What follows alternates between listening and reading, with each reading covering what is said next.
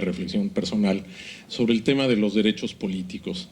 Y lo hago desde la perspectiva de que al final, a pesar de que hay quien piensa y lo dice seriamente que en 30 años no ha avanzado nada este país y que incluso hemos ido para atrás, creo que sí hemos avanzado también en este tema como lo hemos hecho en algunos otros.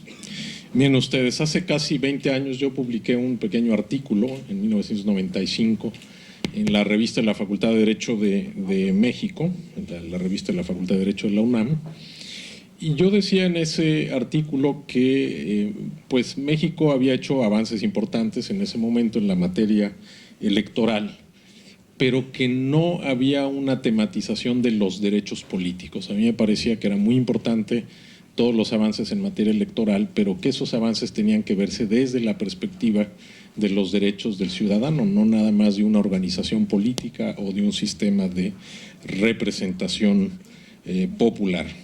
Ciertamente había cambios en las leyes, en las instituciones electorales, empezaba a haber una jurisprudencia en materia electoral con la creación primero del Tribunal de lo Contencioso Electoral Federal y después del Tribunal Federal Electoral, y había una bibliografía muy abundante, tanto escrita por juristas como por politólogos en materia electoral, pero yo no veía en ese momento que el centro de la reflexión o que hubiera una reflexión a partir de los derechos políticos como derechos humanos o como derechos fundamentales. En primer lugar, veo que ha habido un desarrollo de los derechos políticos, no nada más los electorales, los derechos políticos en general, a nivel constitucional y legislativo.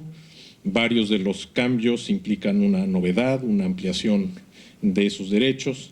Algunos otros cambios han precisado el alcance o han aclarado alguna controversia de tipo interpretativo y en general pues se ha tratado de dar los elementos para que el ejercicio de esos derechos se vaya perfeccionando. Y si me permiten ustedes, mencionaría alguno de estos cambios sin ningún afán ni sistemático ni exhaustivo, lo cual significa que seguro se me quedará alguno importante por ahí.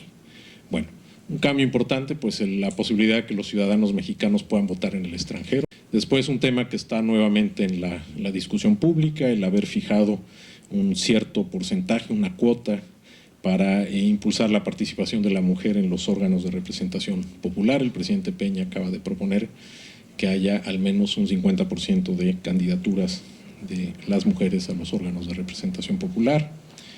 Luego, el reconocimiento de que los militantes y los afiliados a los partidos políticos puedan recurrir a las decisiones internas de los partidos ante la jurisdicción electoral cuando se afectan sus derechos políticos. Yo sé que esto a los partidos no les gusta. Después, sin duda, la aceptación de las llamadas candidaturas independientes en las elecciones. Ya esto, pues, en algunos estados se puso a prueba este año. La introducción de los mecanismos de consulta popular, el plebiscito y el referéndum a nivel federal. La mayoría de los estados de la República ya lo tienen previsto en sus constituciones y en sus leyes, pero hasta donde yo puedo juzgar, pues no han sido instrumentos de un uso frecuente ni particular, porque en algunos casos ni siquiera hay un buen diseño, pero al menos es una posibilidad. En segundo lugar, creo que en donde hemos dado sí un cambio cualitativo muy importante, pues es en materia jurisprudencial.